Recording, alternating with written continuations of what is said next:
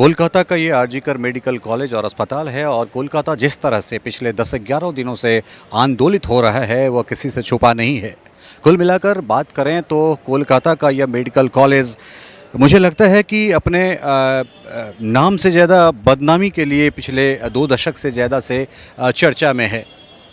यही अगस्त का महीना होता है और करीब 2 दशक पहले यहाँ पे एक छात्र की कथित रूप से ये कहा जाता है कि उसकी यहाँ पे उन्होंने खुदकुशी कर ली, लेकिन आज तक उसका रिपोर्ट सीआईडी को सौंपा गया और सीआईडी का भी रिपोर्ट वो पूरा नहीं हो सका। और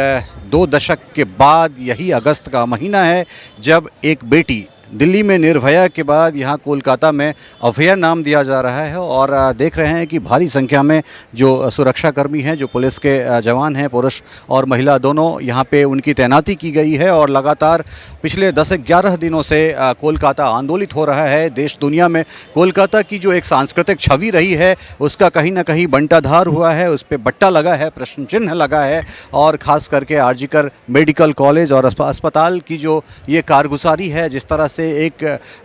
डॉक्टर की यहाँ पे सामूहिक दुष्कर्म के बाद उसकी हत्या कर दी जाती है और उसके बाद जो अस्पताल प्रशासन है, खास करके जो यहाँ के जो आला अधिकारी लोग हैं, उनके ख़िलाफ़ जिस तरह की चीज़ें निकल के आ रही हैं, उसके बाद अपने आप में ये मेडिकल कॉलेज और हॉस्पिटल लगातार प्रश्न चिन्ह के दायरे में है। और ख़ास करके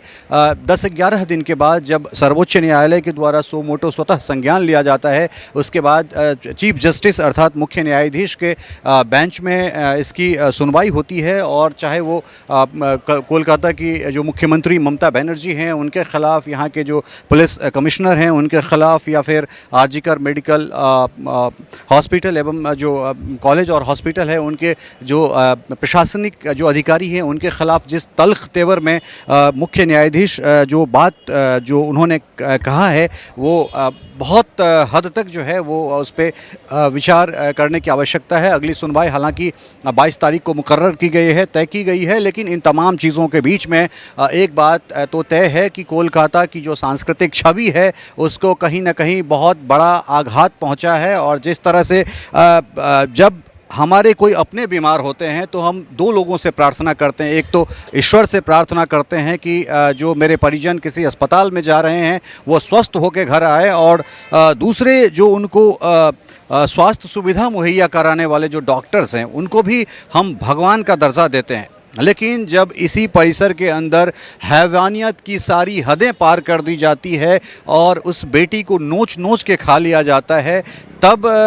समाज को ये सोचना चाहिए कि हम किस दिशा में जा रहे हैं। आखिर यहाँ के जो प्रिंसिपल, कॉलेज के जो प्रिंसिपल थे, जिनको कहीं और ट्रांसफ़र करके, स्थानांतरित करके उनको एक नई जिम्मेदारी दे दी गई, आखिर वो क्या कर रहे थे? जो लूप होल्स सामने आ रहे हैं, आखिर वो क्यों हुआ? जहाँ पे ये घटना हुई उसके बगल में कथित रूप से ये भी कहा जा रहा है कि वहाँ पे कुछ तोड़फोड़ की गई है, जबकि इस तरह की जो कुछ बातें होती हैं, जब कोई मामला सब जुडिस होता है, जहाँ पे कुछ तथ्य निकाले जाते हैं, खंगाले जा सकते हैं, तो बहुत ही सेंसिटिव इशू हो जाता है। तो उस वक्त उन तमाम जगहों को बैरिकेडिंग करके या फिर उस साक्ष्य को किसी भी तरह से ना मिटाया जाए, इन तमाम तरह की कोशिश की जाती है। और ये परिसर जो है, लगातार हम सहयोगी से कहेंगे कि आप देखिए कि कोलकाता का ये आरजीकर मेडिकल कॉलेज और अस्पताल, यहाँ पे जहाँ पे रोगियों को होना चाहिए, जहाँ पे मरीज़ों को होना चाहिए, दिन रात जो डॉक्टर्स लगे रहते हैं उनको होना चाहिए। 36-36 घंटे, 72-72 घंटे ये लोग काम करते हैं बिना खाए पिए, और उसके बाद अगर इनकी सुरक्षा मुहैया ना करवाई जाए तो ये अपने आप में एक बहुत ही दुर्भाग्य की बात है। और जो सुप्रीम कोर्ट का ही एक ये तल्ख तेवर है, उसमें ये कहा गया है कि जो लोग कोलकाता पुलिस के ख़िलाफ़, चूँकि सरकार के ख़िलाफ़ जो बोलते हैं उनको चिन्हित किया जाता है, और उसके बाद जो भी लोग यहाँ पे कुछ प्रोटेस्ट करते हैं, जो भी प्रदर्शन करते हैं, उनके साथ बुरा बर्ताव किया जा रहा है। तो ये सर्वोच्च न्यायालय की जो तल्ख टिप्पणी है वो अपने आप में बहुत हैरान करने वाला है। और ख़ास करके जिस तरह से बंगाल की मुख्यमंत्री या फिर यहाँ के पुलिस और इन तमाम लोगों को पर लोगों के ऊपर जिस तरह से प्रश्न चिन्ह लगाया गया है सर्वोच्च न्यायालय के मुख्य न्यायाधीश DY चंद्रचूड़ के द्वारा, तो ये सोचने की बात है कि कोलकाता, जिसके बारे में ये कहा जाता है कि भारत की ये सांस्कृतिक राजधानी रही है, यहाँ सांस्कृतिक जो गंगा बहती है वो यहाँ से बहती है, लेकिन उन तमाम चीज़ों के बाद कोलकाता बदनाम है, आंदोलित है पूरे देश दुनिया में, और इसका साक्षी बन रहा है RG कर मेडिकल कॉलेज और अस्पताल। तो लगातार हम लोग बने हुए हैं, हमारी पूरी टीम बनी हुई है, और हम अपने सहयोगी से बोलेंगे कि लगातार यहाँ पे सिक्योरिटी पर्सनल्स, चाहे वो पुलिस हो, पुरुष हों या महिला हों, लगातार उनकी तैनाती की जाती है। लोग लगातार यहाँ वी वांट जस्टिस के नारे लगा रहे हैं कि जब तक काम नहीं होगा, जब तक हमारी सुरक्षा मुकर्रर नहीं की जाएगी, उसका बंदोबस्त नहीं किया जाएगा, तब तक हम लोग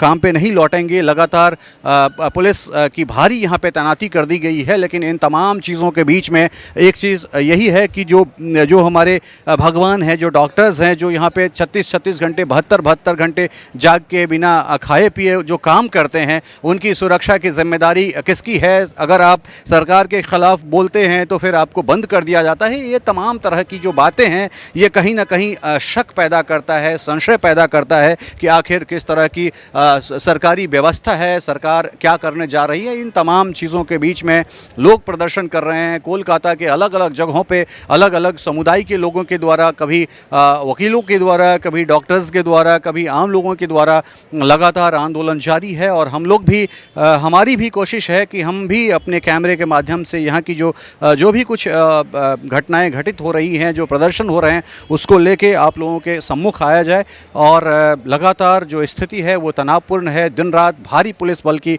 यहाँ पे तैनाती रहती है। कोलकाता के अलग अलग हिस्सों में ये प्रदर्शन जारी है। आज कहीं, कल कहीं और, परसों कहीं और, इस तरह से ये सिलसिला चल रहा है। और ख़ास करके प्रतिपक्ष और विपक्ष दोनों के, सत्ता पक्ष और विपक्ष दोनों के नेताओं के द्वारा जो बयान है वो भी कहीं ना कहीं संवेदनहीनता की पराकाष्ठा उसको कहें। कारण जब इस प्रकार की कोई घटना होती है जिसमें संवेदना की बहुत अधिक आवश्यकता होती है, उस समय अगर किसी भी पक्ष के द्वारा राजनीति की जाती है या राजनीतिक रोटी सेकी जाती है तो ये भी दुर्भाग्यपूर्ण है। लेकिन इन तमाम चीज़ों के बीच में RG कर की जो घटना है, 20 साल के बाद, करीब 20 साल के बाद, इसी अगस्त महीने में जो घटना घटी थी, आज तक उसका कोई रिपोर्ट नहीं आ पाया है। और 20 साल के बाद इसी अगस्त महीने में जिस तरह की एक घटना की पुनरावृत्ति हुई है, वो यहाँ की प्रशासनिक व्यवस्था से लेके यहाँ जो तथाकथित जो घटनाएं घट रही हैं उसका कलह खोलने के लिए काफ़ी है। हम लगातार बने हुए हैं इस घटना के अपडेट के साथ। बने रहिए MM 24x7 के साथ।